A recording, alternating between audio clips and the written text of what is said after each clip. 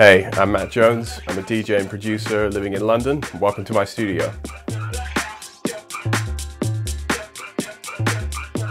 I was always a bit of a geek. I always liked hi-fis and tape recorders and taping the radio and stuff like that. And it started in school. Some of my friends had turntables, so I'd go around their house for a mix.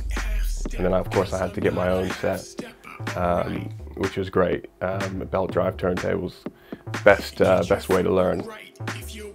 I actually won a competition by calling in when you had to ID the tune that was playing within the first few seconds of the tune.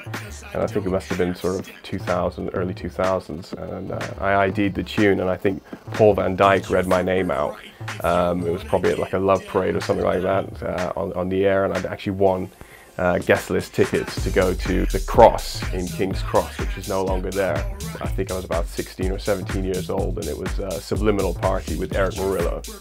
And you can just imagine a 17-year-old kid up in London had a great sound system, and the sound system was just kicking. Like I've never heard tunes that loud, and you know, like a kick drum just like properly smacking you in the chest. And yeah, I definitely went away and took a lot from that experience. Yeah, it just made me want to make those kind of tunes, really. My first release was on Lost My Dog Records, which they're doing really good right now. They've got a great deep house sound, and big respect to them. And my first record, I think, was like the first and the second or third release, so it was nice to be on vinyl. I had some stuff on Tripmaster's label, who I'm going to see tonight in Ministry of Sound. Great DJ from Russia, the guy he produces some seriously heavy tunes. I'm sure most of you guys have heard of him. If not, just check him out. His label, Plant 74, I had a couple of records on there under my the Systemite name.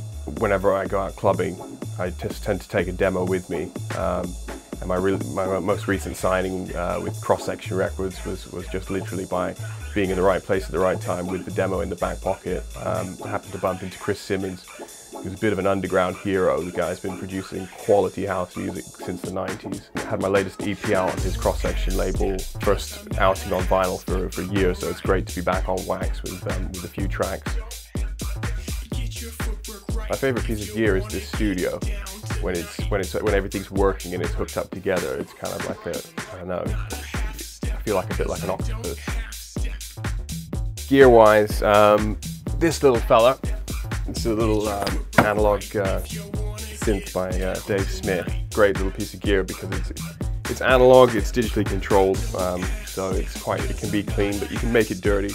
And if you're getting into sound design or anything like that, it's nice to just create your own patches, your own bass parts. I've even programmed kick drums and claps on here, so it's just nice to grab your hands onto something and make something that no one else has, and you can just create your own samples with it. And it's nice if you feel like being a little bit original and getting your hands dirty. Something like this is a great place to start. I think it's great to have vinyl. It's nice to have a collection. It's what I cut my teeth on. I think if you are starting out and you want to learn to mix, get yourself some turntables because they're ridiculously cheap now. Get yourself a handful of tunes and learn to beat mix with turntables. You don't have to, but it's just nice to get that hands-on control. Try the real thing that everything else is trying to emulate. So I mean, I've started on turntables. I tried the whole Serato thing, which at the time it was amazing. You could have infinite numbers of tracks on your computer, but taking it into a club and trying to set it up was probably its downfall. Bit of a nightmare, really. Moving through to CDJs, they're expensive, but again, it's pretty much the standard. So you end up buying them just because every club has them, and you don't have to worry about dodgy turntables, needles, and all that sort of thing. Get your footwork right if you want to get down tonight. You could come to a session with an idea, with a very clear idea of what you're going to do.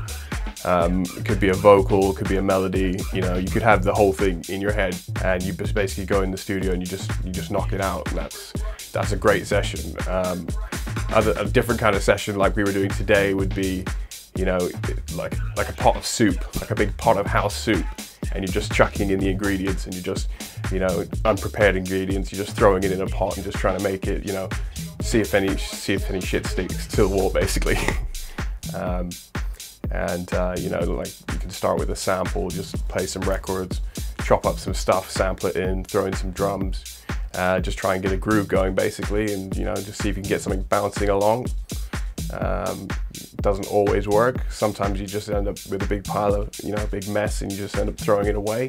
Too much salt, something like that, you know. Yeah, house music. Woo.